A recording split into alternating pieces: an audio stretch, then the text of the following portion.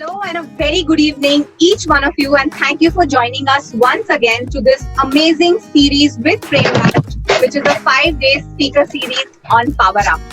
Today's topic is something that we don't usually speak about.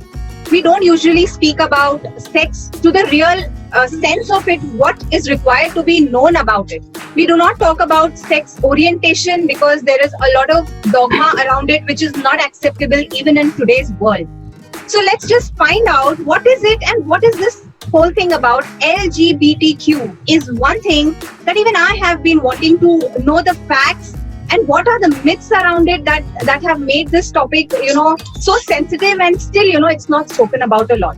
So I'm very glad that we have Dilshad with us today and all of you are here. Prem Raj does this series, and on public demand, this is the second season I can say that we are doing, and we are looking at every month doing one program here with Prem Raj ji, and the way he conducts it, it's like, he's getting a lot of fan following. So over to you, Prem Raj ji, and totally excited about today's session. Yes, let's start it. Thank you, Jaya. Thanks for the kind introduction. My pleasure. Today on the show, we have Squadron Leader Dilshad Master, retired. She is an ex-Air Force officer, veteran who has served on numerous forward fighter bases for 12 years. She's a strategic defense analyst with a degree in management from IIM Indore. She's an adventure sport enthusiast and an ardent animal lover. Post her retirement, she worked as a content manager at a premier digital marketing firm in Bangalore. Currently, she oversees a business, Ed Chronicles, which is a written and audio content creation and a corporate training firm. A strong and ardent ally of LGBTQ community, she used to be the chief editor of the digital magazine 50 Shades of Gay. She now works towards transforming minds through diversity, equity, inclusion, gender and sexuality training. She sees herself as a cure sensitization catalyst. She is currently penning her first book for parents, Help, My Kids Cure.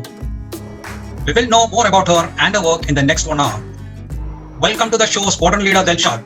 Thank you very much, Mr. Prem Raj. It's a pleasure being here. Thank you so much. Our pleasure having you.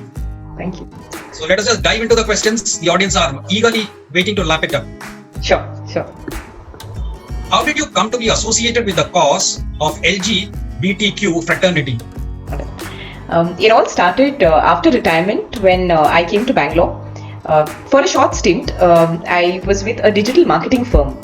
And at that digital marketing firm, one of its not-for-profit verticals was this very magazine called 50 Shades of Gay. It's for the LGBTQ community. It's largely to spread awareness and a feeling of togetherness, a platform which gives them a voice, tells their stories. That was my foray into the LGBT world. Through that, I got to know a lot of people, heard their stories, interviewed them, found out about their lives, their struggles, their happy moments, their trials, tribulations. In fact, we were also part of the people who petitioned against Section 377. So all in all, that was my window to the LGBT world. 50 Shades of Gay was my window, and I would like to put on record my gratitude for that digital marketing firm through which these doors opened up for me. That's nice. So do you have any personal or first-hand experience you can relate with regard to this group? Yes, I do actually. A family member, years ago, this was when I was around 8 or 10, a cousin of mine, then male, was actually transitioning into a trans woman. I had no clue about it at that time, but what I was told by my mother was, whenever we visited him, not just us, anybody, so any time that they had visitors or guests, he was immediately asked to rush into a room, locked up and shut off. He was supposed to be boycotted, not just by the visitors coming in to meet his family, but even otherwise. I was asked to, if I saw him on the road, if I met him elsewhere, I was not supposed to speak to him. I was supposed to completely disown him, and I had no clue why, but I was just asked to do it, and so I did it. Somewhere it did pain me that I know this person, he's my cousin, and yet I'm supposed to look the other way. There were instances where I would see him at the bus stop, I would see him walking down the road, and I would either just cross over or completely avoid him, and I had no clue as to why that was so. Years later, I got to know that he was a trans woman transitioning from male to female. Today, that serves as a constant reminder for me that I have discriminated against an LGBT person as well. And it pains me because I have not been able to get in touch with her post all these years. I really wish to ask for forgiveness and just really wish to say sorry for what I had done, even though it was at that point in time not really known to me as to what I was doing. But that's been one personal experience which I hold very dear, very close to my heart, and I don't wish to see it being repeated for anybody ever again. So yeah. Thanks for sharing this, and we can see the pain in your voice when you can relive those experiences of those days. Of all the cases out there, why have you chosen this as your pet cause? Right. The one major reason why this is my pet cause is okay. So just to tell you a little about my life in college, I was associated with other NGOs as well. As you read out, I'm an animal lover, so I was associated with the cause for animals. I have also worked with street children to educate them. So there have been multiple causes, but this sort of became my calling largely when I saw that most causes have people who are people associated with those causes. There are people associated with whether it's PWD, whether it's animals, whether it's the environment, lower castes, or bringing up lots and lots of causes. There are always sympathizers. There are always organizations and associations trying to resuscitate these people, these minorities, right? But when it comes to the LGBTQ, unfortunately, this is one community which is discriminated against, even by the people they love. The safest and the coziest place that all of us find, we call home, right? This is one community where even people at home discriminate against them. Their very own parents would probably be shamed, guilty, angry. Hate is a very strong word, but it is associated with the LGBTQ as well. So, I mean, those are the kind of strong emotions that people who supposedly are supposed to be your cushion, your safe haven, even those people associate these kind of strong emotions with the LGBTQ, right? So I don't think there's any better cause to take up, because this is one community which gets discriminated against those who have faced discrimination themselves. For example, you have people with disabilities, you have people who are from scheduled caste, scheduled tribes, you have people who have seen discrimination, they know what discrimination is, and even those people who discriminate against the LGBTQ community. So it's very, very unfortunate, and that's why I hold this cause so close and dear to my heart. This really needs to go down into people that you're really discriminating against just fellow human beings for absolutely no reason. I personally don't see any reason why they need to be discriminated against. So yeah, that's what it is. A great cause to take up, and we salute your fortitude. Thank you. As a cure sensitization catalyst, what would your short-term and long-term goals be? In the short term, my very book, Help My Kids Queer. So my first and foremost short-term goal is to be done with the book, to market the book, and to see it in as many homes as possible.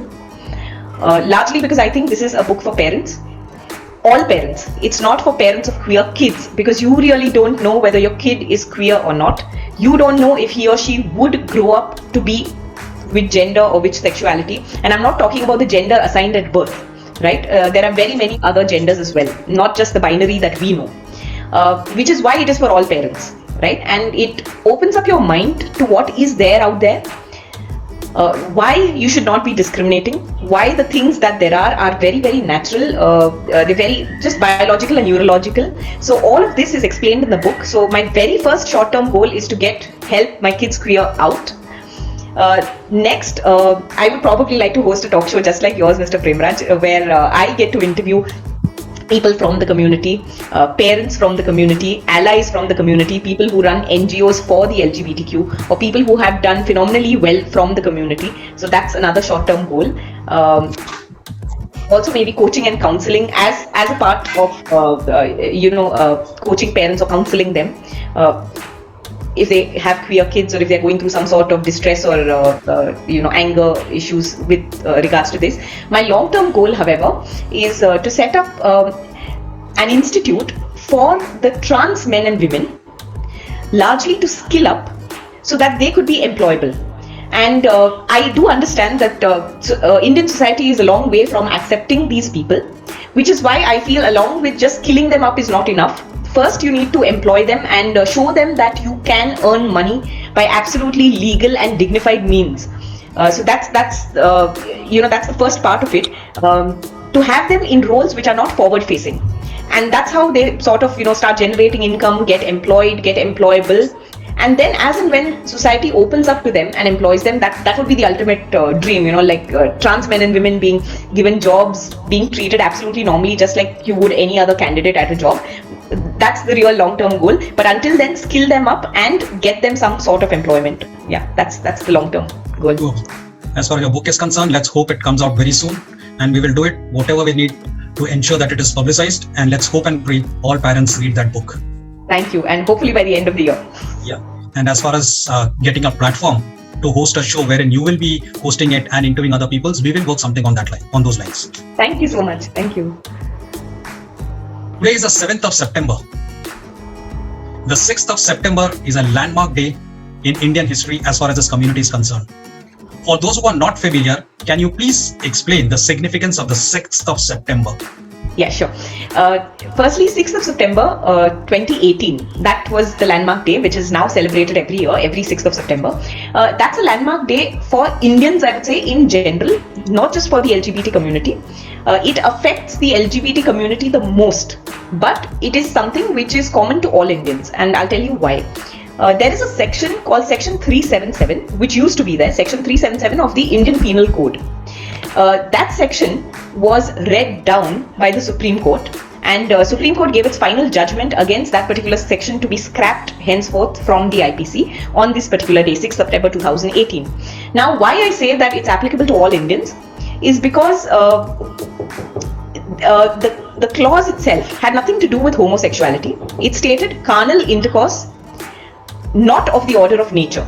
Those were the exact words, carnal intercourse, not of the order of nature, which meant that anybody, heterosexual or homosexual, caught performing acts of oral or anal sex were to be prosecuted as criminals.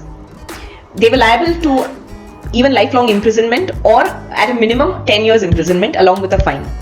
This is how bad that clause was. Now, the reason it affected the homosexuals or the LGBT community the most is because what two people do in the privacy of their bedroom is just their business, correct? But unfortunately, the LGBT community was never privy to that freedom. So it was always the LGBT community who used to get targeted, who used to be preyed upon by the police, the people who are supposed to actually protect and serve us citizens. They were the ones who were hunting them down, blackmailing them, bullying them, using this particular clause. They were actually asking for bribes. They were threatening them with sexual abuse. All sorts of things were happening largely to this particular community because of this clause. So it's, in particular, yes, it gives a lot of freedom to the LGBT community, but it's a myth that this was decriminalizing of homosexuality. It was not decriminalizing of homosexuality. This particular clause dealt with unnatural sex, as it was put, and therefore LGBT was the biggest victim of this clause. But it affects all of us Indians. So any of us could be caught performing these acts and we would be termed a criminal. So therefore 6th September really freed us up as Indians and the community in particular. Thanks for that clarification. So with that clarification, we might have a lot of criminals in our midst who were not caught. That's correct. When we talk about, fortunately, we are absolved of everything. Yeah. Why is it that you feel the political parties keep opposing these reforms for the queer community under the guise of it not being Indian culture? Right. Political parties largely serve the cause only of their, their vote banks. They are supposed to serve the larger cause of all citizens, of all humanity, but that's not the way it happens. We know that our country is, political parties are divided on lines of caste, creed, all of that. They use the guise of Indian culture because they feel the majority of their vote bank is against LGBTQ, against the LGBTQ community. Now, they do it under the guise of Indian culture, but what they do not know is it's got nothing to do with Indian, it's got nothing to do with culture. It was simply a clause that was introduced by our colonizers somewhere in 1861. And the British also used this clause not for religious lines, as it is often believed that, because they belong to a particular religion and it was against their religion that they introduced this clause, but largely to enforce policing. It was very easy to have generic clauses like these to find someone guilty of it, or even if not found guilty, they could always be accused of this and put behind bars.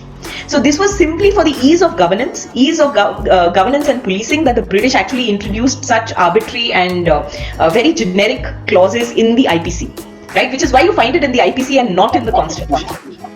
It's not a constitutional clause which was struck off. It was in the IPC and introduced by the British way back in 1861. That, because of all these years of conditioning, we think is Indian culture. It's got nothing to do with Indian culture. If you actually go back and have a look at ancient Indian culture, gender, sex and sexuality were not just known, they were widely discussed, and they were wonderfully celebrated in all their colors and in all their shades and in all their glory. So Indian culture, so to say, has always been open towards the LGBTQ community. Even if not completely open, at least it was there, it was discussed, it was never taboo. You may agree with it, you may not agree with it, it's different, but it was not taboo. Ancient Indian culture. Today politicians do it in the guise of something that's not even Indian and has nothing to do with our culture actually, but was introduced by colonizers. So that's very unfortunate. People need to know this, because most people who are anti-LGBTQ quote culture as the first reason to be anti. This is anti-Indian. It's definitely not anti-Indian. In fact, it's something that was levied upon us, and since for 200 plus years of conditioning, we have just brought it onto ourselves that it's our culture. It was never our culture. So, yeah, I agree with you. Because when you look at Indian culture, the so-called Indian culture and the celebrations that we see in the Khajuraho temples and all those places, that's correct, yes. It really shows that we were quite liberal. Our Indian culture has been quite liberal. Absolutely. I agree. Do you think it is true that identifying as LGBTQ is on the rise these days, largely due to exposure to Western cultures and influences? Here again, I would go back to the previous answer and say that our civilization is one of the oldest. So technically our culture is one of the oldest. And therefore this does not come from the West. First of all, LGBTQ or homosexuality. Homosexuality, by the way, is different from being trans. So the entire LGBTQ spectrum would be called queer. So I'll refer to them as queer, largely to incorporate both. Queer culture has existed since time immemorial. It's as natural as human beings themselves, right? So there is nothing to import or to export. Wherever there are humans, there have been people who have identified as homosexuals, that's gays or lesbians or bisexual. And there have also been people who have identified as trans. Whether it's our culture, whether it's our mythology, whether it's Greek mythology, you name a country and it has always been there. That's because it's universal and common to all humans.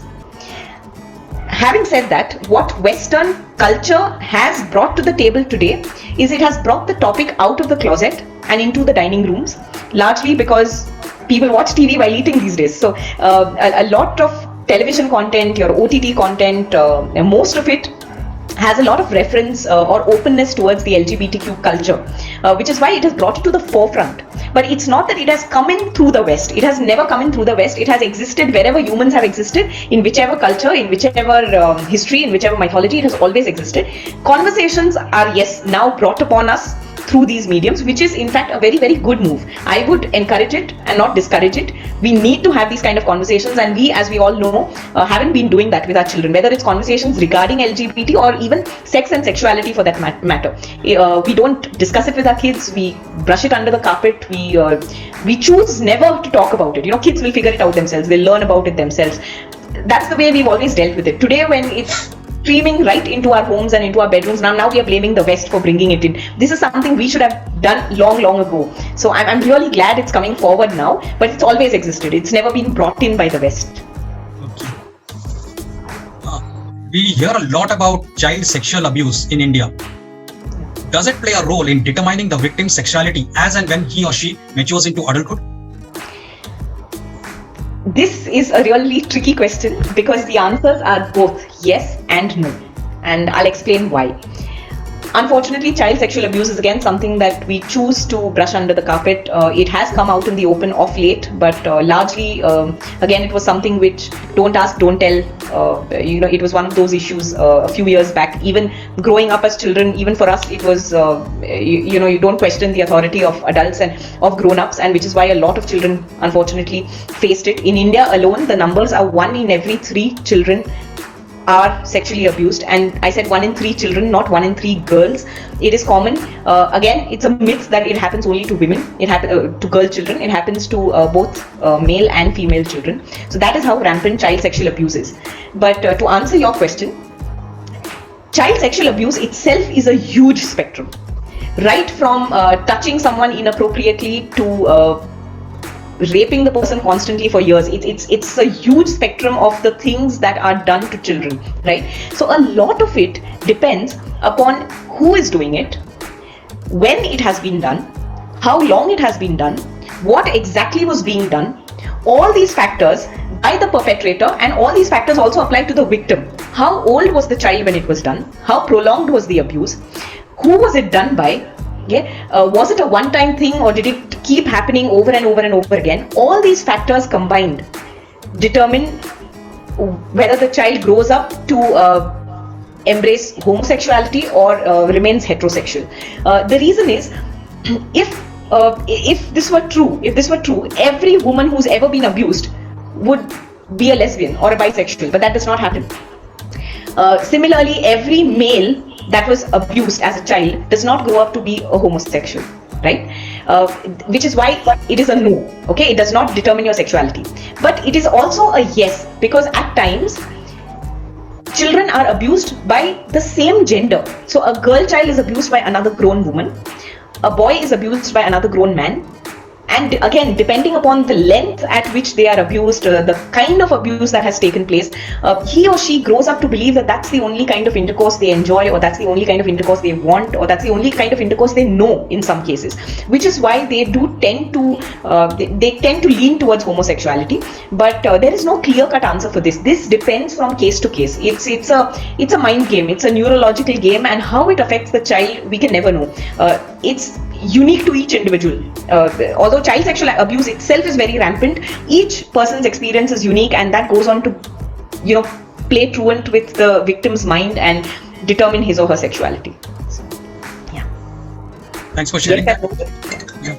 The statistics that you've shared is quite shocking. It is, yes.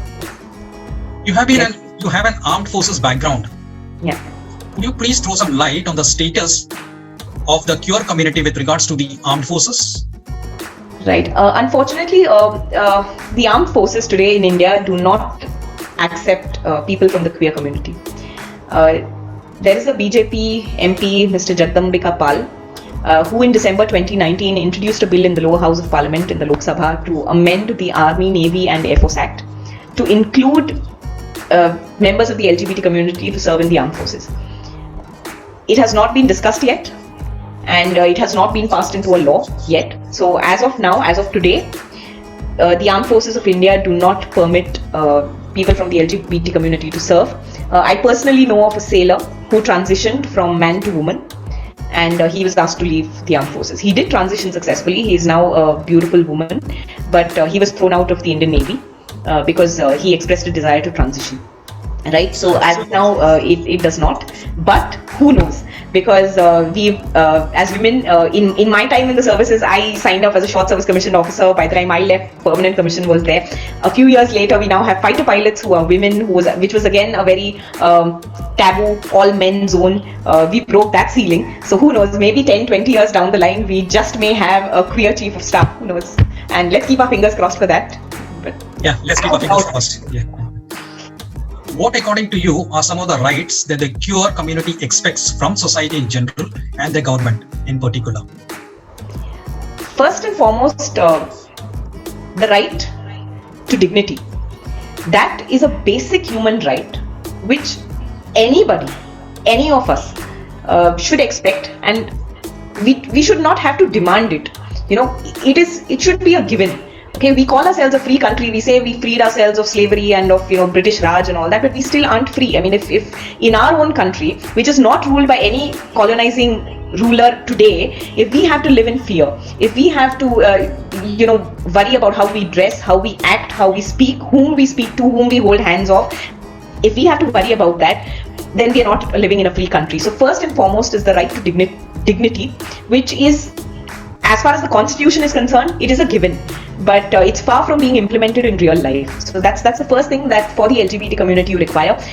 Like I have said earlier, all other minorities, we are taught to be conscious of them. We are taught to be good to them, really decent, kind, noble to them. You don't teach a child that if you see another child who's limping, make fun of him, or throw stones at him or call him names. You don't. You teach the child, always be helpful to such people. If you see a visually challenged person crossing the road, go give him a helping hand, allow him to cross the road. But when it comes to the LGBTQ community, if you see a trans woman begging at the signal, you roll up your glasses, your car window. If by chance he happens to touch you, you just brush off your shirt or you brush off your arm, or you say, hey, haath mat lagao, dur jao. So these are the kind of things that no law can implement, no law can be passed. It is the mindset which needs to change. So first and foremost, the right to dignity. But as far as the laws which require change are concerned, we still are a long way to go. We haven't given LGBT community equal rights, just like all of us other citizens have. We don't have right to marriage. We don't have right to adoption. Don't have right to surrogacy. Don't have even live-in relationships are now accepted legally. But you ask an LGBTQ person if he or she goes to look for a house on rent, whether they get it or not. So there is a long way to go. So many a slip between cup and lip. It's all there in papers. We have the best constitution in the world. But when it comes down to implementation, we are far, far, far way off. As far as laws are concerned, we definitely need to amend the right of the LGBTQ to marry and have children and procreate. So that's one thing that they really look forward to.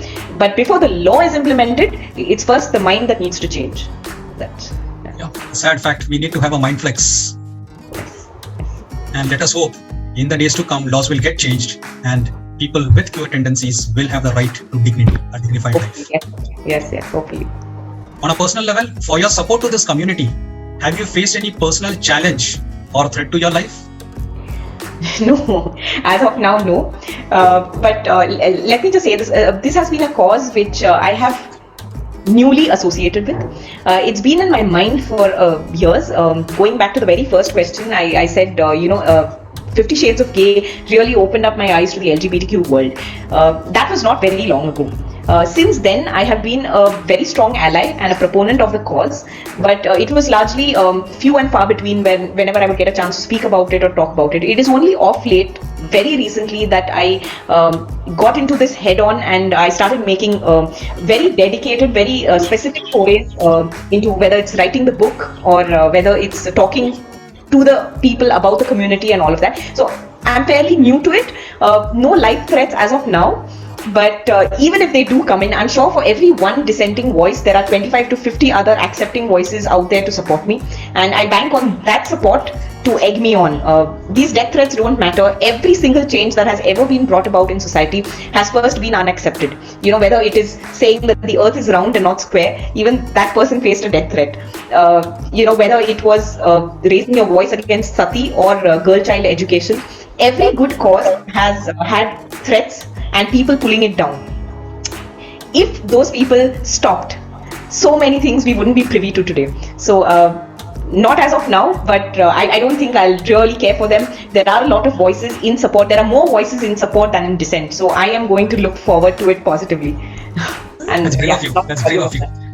My time with you is complete now. I hand over the stage to Jaya. Our audience would have some questions or clarifications that they would like to see. Absolutely. Jaya, over to you. Yes.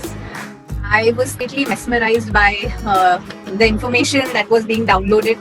One, because this has been the first time that I have had an opportunity to listen to this from a real person, because we listen to it in the media on videos and stuff like that. But having a live conversation about it was my first experience. And to tell you the fact, my heart pains actually listening to the kind of things you were saying, the child abuse. And the basic right of equality, the basic right to dignity are also being forbidden for people in the society. But one thing that I take away from you today is that whether it is a life threat or whether it is, being opposed by the entire world, but the cause that stands right is eventually going to be, taking its stream. Like, it will be fulfilled. Because I have also faced these kind of things a lot of times, opposition when I'm trying to do something new, something which nobody expected.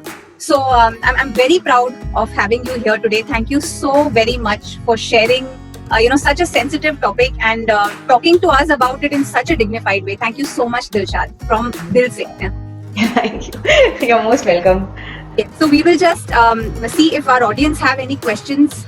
And audience, I would request that let's be open about this. Let's not have any hang-ups. Let's talk about it. If you have any questions, do not shy away from asking. We are all here. I think Gurpreet wants to say something, is it? Yes. How did? Okay, great. Dilshad, I have a question for you. That the LGBT community, is there any law or any guideline for workspaces? Because I had told my HR, let's get somebody from the LGBT community in our office and something like that. But is there any law or anything to protect their rights at workplace? Okay, so as of now, the Constitution itself, okay, which is the highest authority in the country, there cannot be anything overriding the Constitution or bigger and better than the Constitution. It offers all its citizens, irrespective of caste, class, gender, religion, of anything, irrespective of anything, the right to work in any legal profession that they choose to. So if you take that clause into consideration, there is absolutely nothing that can or should stop a corporate from recruiting LGBTQ. Another thing, whether it's the corporate or the armed forces, if you are recruiting a person for work, you have a JD, right? You have a job description, and you also have a QR, that's your basic qualifier. If an individual meets the qualifier, performs the JD as expected, why is his or her sexuality questioned? That's the thing which needs to be told to the HR. That's the thing which, what are you actually recruiting for? You're recruiting the person for a particular role. If the person performs the role as expected, if he or she meets the educational requirement, on what basis can you actually discriminate against the person? It's absolutely illegal. It is constitutionally illegal to discriminate against any person. Yes. That is as far as the Constitution is concerned. There is also a Transgender Protection Act which has been incorporated in 2019, but that applies to trans men and women. So to answer your question, if the person is trans men and women, is a trans man or a trans woman, he or she is protected under that act, specifically under that act. As far as LGB is concerned, those are sexualities. Being transgender is a sexual identity. LGB are sexualities. That is who you are attracted to, right? That has absolutely no bearing on your performance at work. So your HR discriminating against LGB is actually illegal. You can tell the person that it's unconstitutional. No, I was asking something else actually. In fact, let me tell you, our second employee in my company 20 years back was a trans.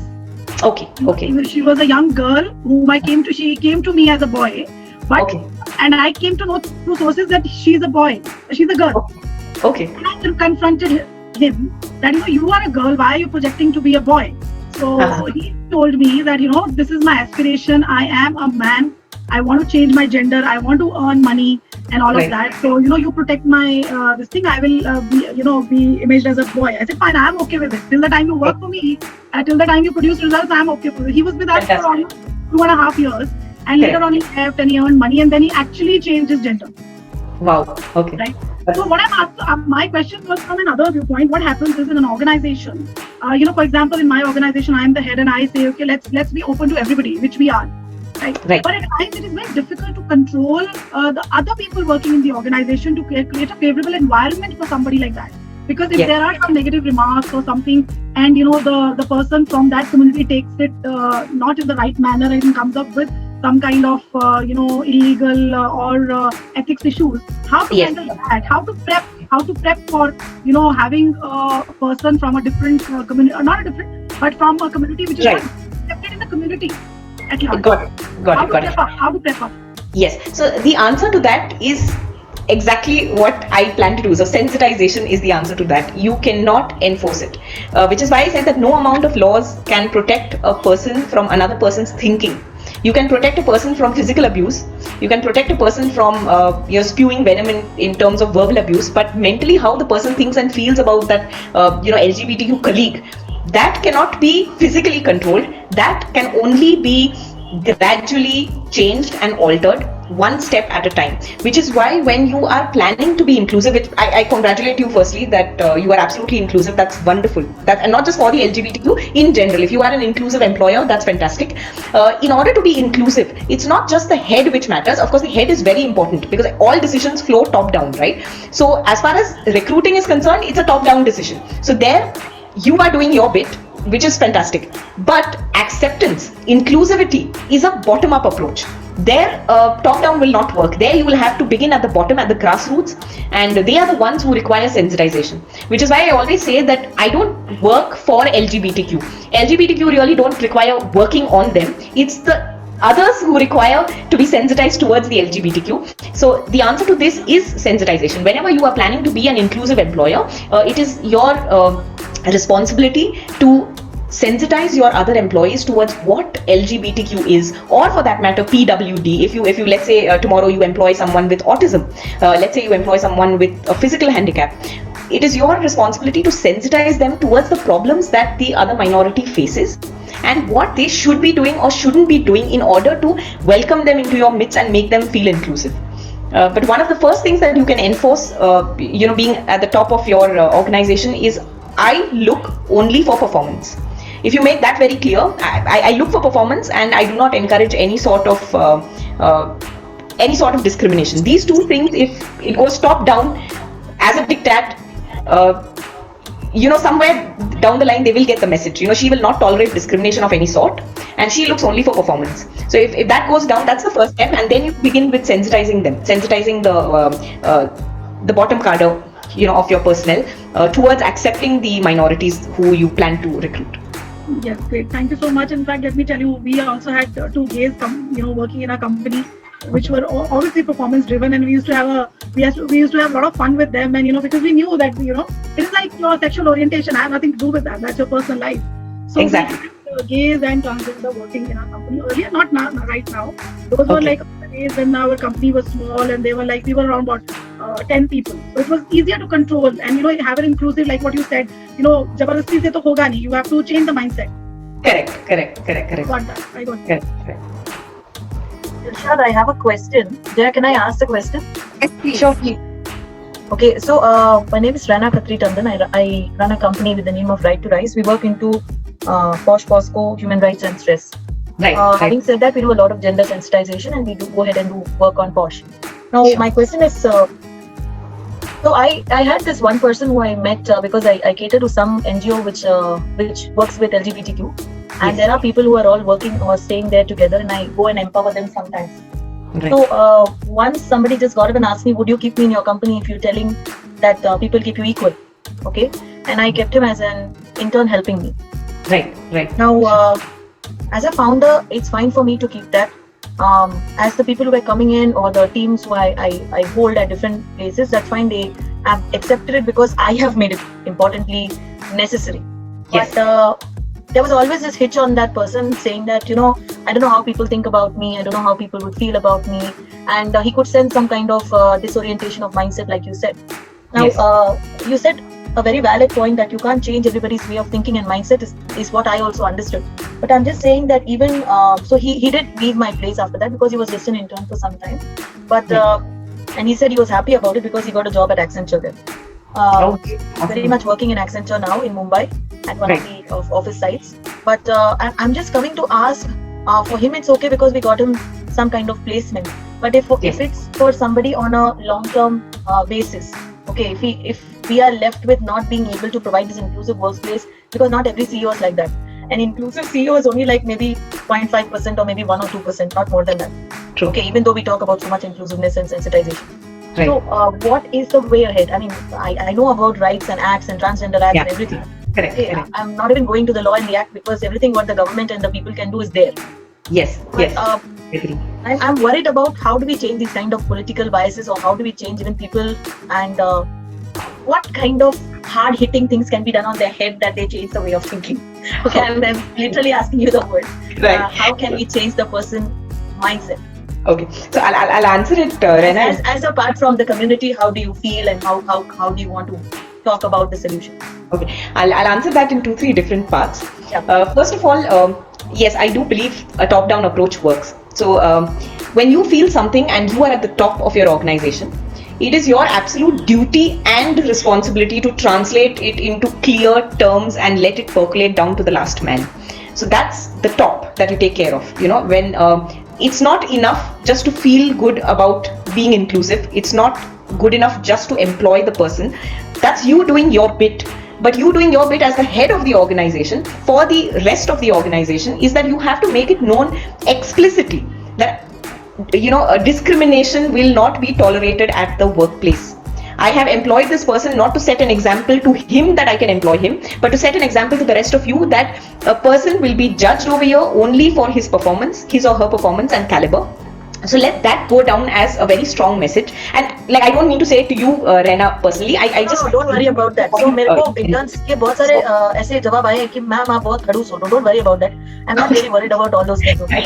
And I'm not here to worry about what people think. But I am very particular if I have to follow a system. And even when I go and do a training with the CEOs, I tell them when you talk about equality and inclusiveness, then this is the first thing you need to follow. I'm just asking.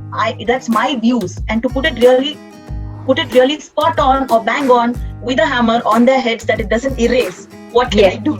That's the way I'm saying it. That's correct. So one of the things, as I said, in the top-down approach is to be explicit about it. If possible, you could also incorporate something of this nature into your vision or mission statements. That would make it more than clear, not just to your employees, to all other stakeholders. And let me tell you, it makes a lot of business sense as well for companies to be inclusive. Companies have literally, and I'm talking of bottom lines here, I'm not talking of social responsibility, but bottom lines have been affected by coming out as a very inclusive organization. So that's one part, right? Try and be explicit about it in black and white as much as possible, wherever possible. That's your top down. Your bottom up approach is where, having done this, it's not just enough to have it on papers. You need to keep drilling it in constantly. So that has to come in terms of D&I training to employees. Again, not a one-term on paper tick mark activity, but this has to be seen being practiced. So you not only conduct trainings for them, but you also acknowledge good work done by someone from a minority. At the same time, if he or she is not performing, also you don't have to mollycoddle the person because he's from the minority. It works both ways, right? You have to judge the person on the performance, and if that continues over a period of time, your other employees will notice it. Your other employees will no longer be able to say something like, oh, he will always get special treatment. Oh, ma'am ka chela hai na, ya wo to matlab special case hai, ya, it's okay. We need not get angry with him. He's allowed all his mistakes. That is so that again, backfires. That's discrimination towards the others then, if you are mollycoddling only one person or person from that minority. So largely, when you go bottom down, one is train them, constantly train them.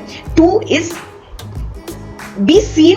You're from the legal field, so I don't need to tell you, justice should not just be done, but it should be seen to be done. So you have to be seen to be doing justice to all employees equally, irrespective of whether they belong to any particular minority or not. Those are the two things as far as the workspace is concerned. To answer your question, largely in society, what we can do, bring in sex education at the right point in time in schools. And when I say sex education, we normally limit sex education to safe intercourse.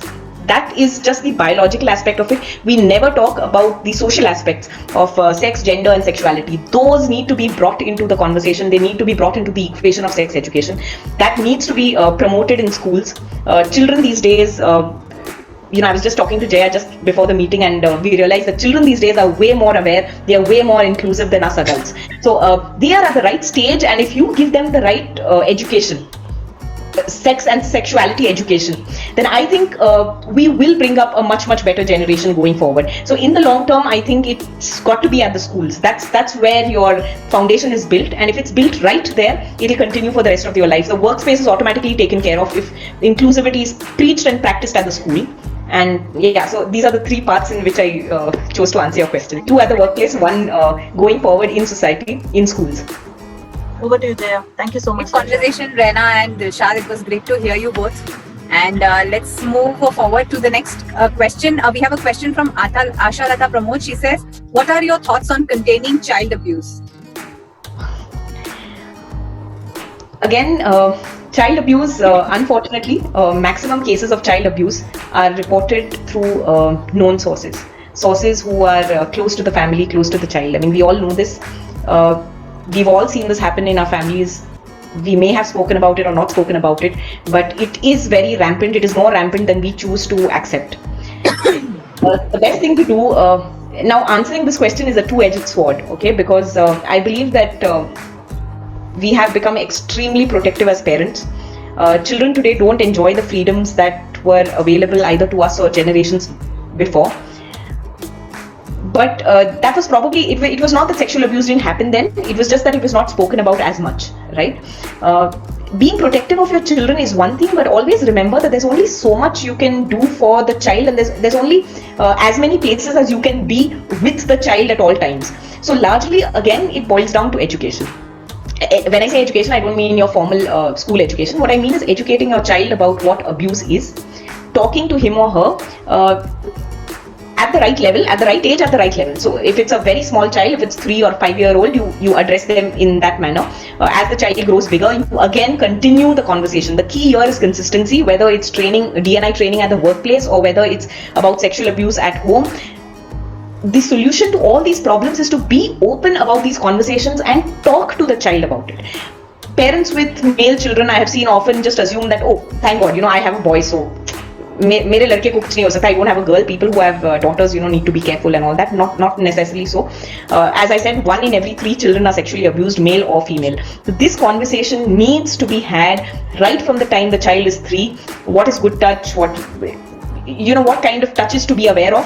Where being touched is good or bad? By whom you are being touched, and if you don't feel comfortable, move away. These kind of things need to constantly be preached and spoken openly about among the parents and to the children. Only then can we, I won't say rule out sexual abuse. There will always be perverts, but our children would be alert to the threat. So the idea is to be alert and active to the threat. Wiping off the threat is not really something that's ever going to be possible. Of course, stringent laws, all of that can come in, but India has a lot of laws and less implementation. So I wouldn't really rely on our policing agencies to curb child sexual abuse. We as parents need to curb it. So it has to come through education. It has to come through opening up of our minds. When our minds are open, we'll talk to our children about it. And the more we talk to our children about it, the more they are alert to the threat, the more they are careful, the less chance of them being abused. So, yeah. Thanks for that. I hope that answers. Asha Lataji's put her camera on and she's smiling. So I'm sure she's happy with the answer. I can't see anybody, so I really don't know who I'm speaking to, but I'm glad if I've answered your questions. Thank you. Thank you for that. We have Satish Pandey, and he says, any law or guidelines to make sure that LGBT community gets fair and equal rights in parents' property? In Indian society, this is common, where parents do deprive their children if they act against parents' wishes. So yeah, on that. Yes, that's true. Inheritance is something which is not yet, unfortunately, privy to the LGBTQ community. That is something that is still being fought for. 6th September only spoke about one particular sexual act, and it decriminalized that act. But to be honest, while it's a victory, it's not that big a victory. We are living in a free country today without a foreign power, but we are still prisoners within our own free country. The LGBT community is still largely discriminated against when it comes to all of this. Inheritance laws, marriage, adoption, surrogacy, a lot of rights still, LGBTQ is still deprived of a lot of rights. So unfortunately, there's no law protecting them currently. And as far as my knowledge goes, Rhea, you could correct me if I'm wrong, as far as inheritance is concerned, a lot depends upon the last will and testament. So again, we come a full circle where it does not depend whether you are, Hindu, you fall under the Hindu inheritance laws or the Muslim inheritance laws. It does not matter. As long as your parents write you a will wherein they bequeath a certain amount of their property to you, if that be so, no law can come in the way of you getting your inheritance. The problem begins and ends at home. It's the parents who disown the children, and therefore the child is not privy to the parents' wealth or estate, right? So again, back to square one. help my kids queer is really necessary, because until the minds of parents open up, all these things will continue to be an issue, right? So it's not that weddings also don't take place. Weddings do take place. Weddings of lesbians and gays take place in India. There are a few forward-looking priests who perform those ceremonies. It has no legal acceptance. So all of this is there. If only the parent and the family changes its mind towards it, the community is taken care of. So the love and acceptance of it all boils down to the family, the immediate family, the parents, the siblings, and all of that. So yeah, that's about it. Great. I hope that answers you. And let's move to the next question we have from Payal. She says, is there an initiative about basic education in school to spread awareness on this subject? No, unfortunately not. As I said, even those schools which do have sex education as part of the curriculum do not really talk of sexualities. Gender is an entire spectrum. Unfortunately, we know it only in the binary. We know it only as male, female, and now because the law has introduced a T or an O stands for other and T for transgender, we only know that much, right? So you could be either M, F, or T, right? Which is incorrect. Gender is a huge spectrum. Gender is who you identify as, who you think you are, right? That's gender identity. Sexuality is who you fall in love with. So who you are biologically attracted to, okay, or who you fall in love with, that's sexuality. Even in those places that we have sex education in schools, we don't really discuss gender and sexuality. We still teach them it's just boy, girl, boy does this to girl can do this, and that's about it. We only talk of sex and intercourse and trying to educate our children about safe sex, but nobody really addresses the issues of gender and sexuality. That really needs to come in. As of now, I don't see it happening. Maybe soon, and hopefully soon.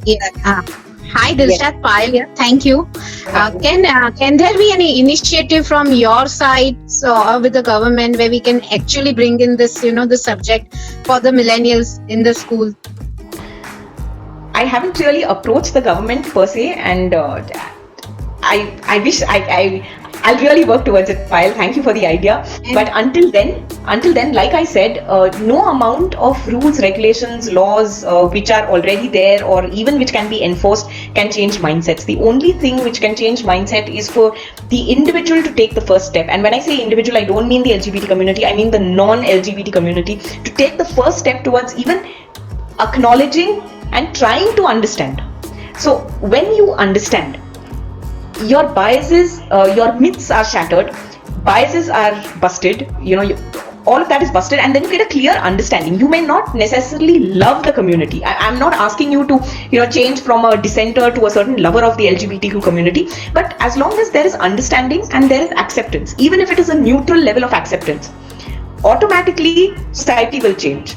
So what we do not want is, we do not want haters, we do not want abusers. You may not be absolutely pro the community, but as long as you're not anti the community, as long as you're neutral about it, as long as you say that, how you live or who you sleep with is not my problem, that's good enough to begin with. So first and foremost, I would say we have to start with the basic social structure. Awareness. Awareness in the immediate social setup, which is family. So what's your first social circle? As a human being, your first social circle is your parents and siblings, right? Your first immediate social circle. We need to go in out rather than out in, okay? Because anything which is out in is enforced, and the more things are enforced, the more you rebel against it. And as we know, our government can only reach in as many places. So governments can't monitor you and your behavior inside your home. As it is, we have all the laws. Enforcing is anyone's guess. We know how good we are at enforcing laws. So that apart, the change has to come inside out, not outside in. So I would look at it the other way around, and I would say we need less of laws, more of education, more of change of mindset. Thank you so much. It was indeed a profound session. Thank you, Jaya. Thank you, Premraj, to bring this beautiful person at the Power Up panel. Thank you so much, Dilshad. God bless you. Nice of you, Payal. Thank you, Payal. We still have more comments. Simon Sirohia says it's a taboo. Rena Khatri Tandon says the taboo is in normal, not the LGBTQ. Brenda says a really interesting and informative topic on a sensitive topic. Rena again says Y is equal to true. yes is equal to true. Here she says, is there an option to impart this knowledge on the difference between sex and sexuality to schools, and do you conduct knowledge sharing sessions like these? I would absolutely love to. Yes, that's the idea. The idea of being a queer sensitization catalyst is to work for the LGBT community, but towards the non-LGBT community. So I stand for them, but I work for the non-queer. So yes, it would be a pleasure, and I would love to do a sensitization workshop in a school or a college or in any other gathering. That's the idea. Sensitization and education is the idea. Yeah. Did I answer your question? Yes, we can. Yeah. I can hear some. I think, sorry, just a second, Jaya, the question was about schools, right? As far as schools are concerned, there has to be a set curriculum. External guest lectures, if the school permits, can always be done, but then those lead to a lot of controversy. The reason being, even if the principal is for it, or even if the founders of the school are okay with it, it's the parents will come and revolt saying, our permission was not sought and we were not told, and you're teaching our kids about taboo things if they consider it absolutely taboo, and you are pushing my kid into homosexuality and things like that. So it's best if the government makes an attempt to set up a curriculum which is more inclusive. Then having enforced, again, there are certain things which always work top down, and then there are things which work inside out. So setting up a curriculum is a top down factor. It has to come in from the government, and if it comes in from there, then you cannot oppose it. You may choose not to send your child to school that day, but then it's your child's loss, as long as the rest of the children are learning it, right? But making these sporadic initiatives from schools, that might end up backfiring, and the school might have to end up apologizing either to the parents or to other stakeholders. So it's best to bring in a top-down approach, where a set curriculum, the parents are privy to the curriculum, they've seen the textbook, they know what is in it, they know what will be taught to their children, and then it be taught. So that would work better than just having a guest lecturer come in and take the class for children. Children would be very accepting of it, let me tell you. Children are way more inclusive, way more accepting. It's the parents and the adults who would create the problem. So yeah, over to you. I agree to that completely. So we have Satish Pandey who says thanks for the answer. Let's hope that we have suitable laws framed in the near future to have equality across all sections of society. Yes, let's Brenda says, let's work towards that. Let's work towards it. Vidya says, thank you, Dilshad. Brenda says, what can we do to sensitize parents as well as the young? I think that's read my book. Oh yeah. Yeah, we must launch here on Power Up too. So whenever it's ready, do touch base, and we can have some kind of sensitization. Sure. Yes, want to say something? Okay. Yeah. So Shirish, go ahead. Says, I have a teenager. It got lost. 1 second. Yeah. 1 second. The chat gets lost when somebody pops up. So Shrisha says, I have a teenager. Can you throw some light about the book you're talking about? Sure. So my book is largely for parents, and it's not for parents of queer kids alone. It's for parents in general, because you cannot say for sure today whether your kid would grow up to be queer or not. Even if not queer, your kid could grow up to be biased and prejudiced, and it is your duty as a parent to deride that bias, to nip it at the bud, nip it at the absolute beginning of the bias. And you can nip it only if you are knowledgeable about what you're talking about. The problem in Indian homes especially is we do not wish to discuss it. So the kid learns it from the sources that he or she is privy to, right? And then grows up biased about certain things. If the kid sees us accepting, the kid discusses with us, the kid's mind opens up. The kid grows up feeling he or she belongs to an inclusive family where they can talk about these kind of things openly, right? So all of the change, again, this is a top-down factor, has to percolate from the parent to the child, cannot be upwards, even though, things like cleanliness. Nowadays, you see, not just the Swachh Bharat Abhiyan, nowadays you see your child will correct you if you litter on the road, That's the kind of level we have gone down to in schools, and we've taught our children to be so conscious of either cleanliness, water saving, all of that. Why can't we teach our children to be sensitive about the LGBTQ? It could work bottom up, but that's something which may or may not work depending on how the school teaches the subject. But if it is top down, if it is taught by the parent to the child, it will definitely work, because you are your child's first role models. the way you do speak and behave is the way the child picks up his or her cues for the future, which is why you need to be educated about it. You need to have an open mind. You need to speak about it openly, unabashedly. The minute the problem with Indians is you mention the word sex and you sort of recoil. That should not be the scenario. Either giggling or recoiling, or oh, this is not a matter for you. You need to grow up for this. Let's not talk about this right now. Or acha abhi tu badi ho gayi hai, you're going to talk to me about sex, or I'm supposed to discuss sex with you. That attitude will not help. We need to treat it as anything else, as things like cleanliness and water conservation. This is one such subject. We need to treat it as such, and to speak to our children about it openly. For that, we need to be educated ourselves. We need to read up on it. We need to know about it. It does not have to come only from my book. Okay, it can come from any source. The point is, you should show the willingness to learn about it in order to be able to speak to your child about it. So, yeah, Sirisha, I'm so sorry. To answer your question, these are the kind of points that the book covers. It tells you, it educates you on what the LGBTQ actually is. Scientific, sorry? Was there a question? No, continue. So, whether it's scientific or not, and what are the legal provisions, what are the religious perspectives, and what are the troubles and travails that the LGBTQ themselves face. When you sensitize a person towards what a child actually goes through when he belongs to the community, I think that will really soften up the parents to understand, to understand the pain of that child. So all these aspects, whether scientific or legal or medical, are all covered in the book. Sirisha, I hope that answers your question. Thank you so much, Dilshat. It has. It will be a pleasure to read. And yes, Sirisha has been also texting us, and she also said it. She says 100% agree. Thanks a lot, Dilshat, for the insights. Would love to read it. Yes, my responsibility to educate my children, and each one of our responsibility too. We also have Ashalata ji saying many schools have permanent counselors. They could take care of this in a structured way. Yes. Venkata sir says India has got talent. Thanks, Premraj. We have Brenda who says what can we learn from the other countries that have made more progress in these areas? Okay. So Brenda, let me just slightly correct you there. I think the world has learned from us. Unfortunately, we have forgotten our lessons, and now we get our knowledge from them. It's very unfortunate. And this is across the board, not just knowledge about the LGBTQ community. We are the most ancient civilizations with n number of knowledge. Our Vedas, our Puranas, the knowledge that we held as a civilization cannot be surpassed, has not been surpassed and cannot be surpassed. Gender, sex and sexuality is only one tiny bit of all that vast knowledge that we had. So unfortunately, we have lost our knowledge, and now we are regaining it through the West. So we are not learning from the West, we are only regaining it from the West. The world has learned from us.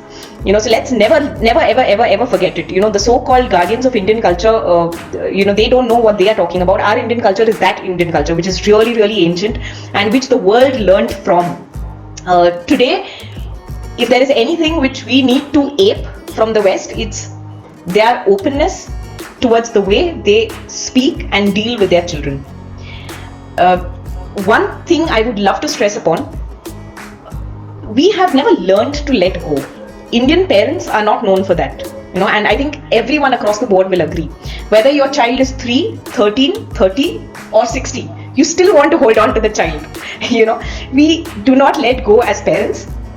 Everything that the child does, eats, sleeps, the way he studies, the way he performs, everything, we take it as a reflection of us, and that's where we are going wrong. So if there's one thing that we can ape from the West, I would say it is that.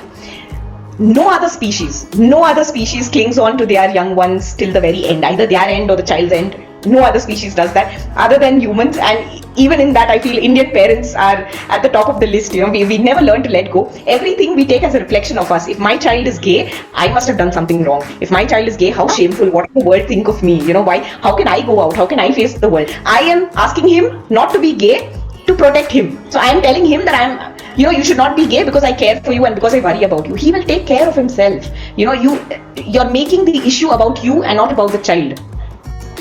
Whereas that's not the case in the Western developed countries. They learn to let go. 16, 18, and they kick the child out. It's not that they love their child any less. It's just that they sort of let him or her go to make his way in the world. They do still stay connected. It's not like they are completely cut off. They stay connected, but then there is of course a certain a very healthy distance. I think we need to learn that healthy social distancing, not the kind we're going through right now, but that social distancing is something we need to really learn from the West, in learning to let go. Marriage जहाँ मैं बोलूँगा वहाँ होगा, पढ़ाई जो मैं बोलूँगा वही होगा, engineering तो engineering ही लेना है. So all these aspects we just never learn to let go. If we learn that tiny bit from the West, I think बाकी का the knowledge base and all, we have much deeper than them, and we don't need to learn anything from them. We can just go back to our roots. Everything is already there. Just learn to let go.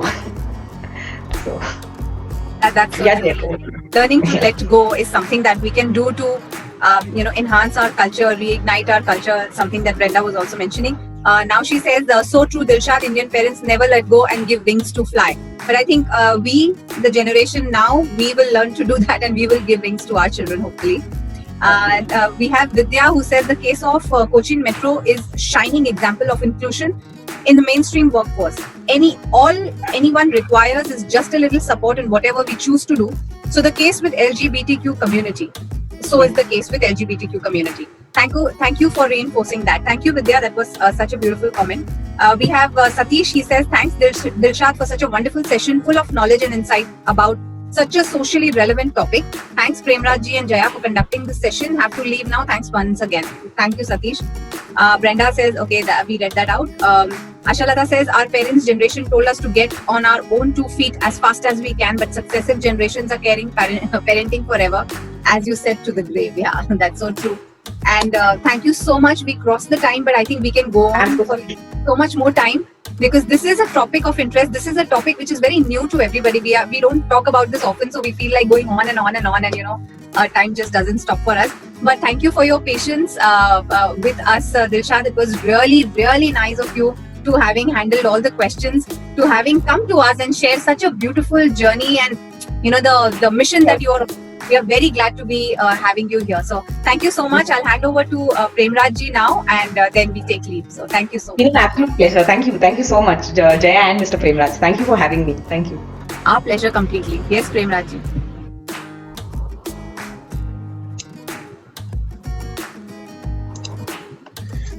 Thank you, Dilshad, for giving us a peek into a very different world. Thank you. You're rendering human service to a set of marginalized people. Yes. Thank you you are a catalyst in the true sense of the word. Thank you. Wishing you success in this crusade. We are with you. Thank you and good night. Thank you. Thank you so much, and good night, everyone. Thank you. Thanks a lot.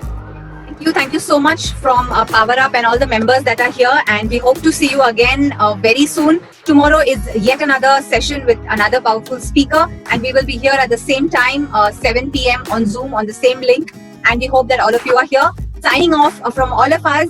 Do connect with us for Power Up, and we'll be very happy to connect with you. Thank you so much. Good night. Thank you. Thanks a lot. Thank you. Good night.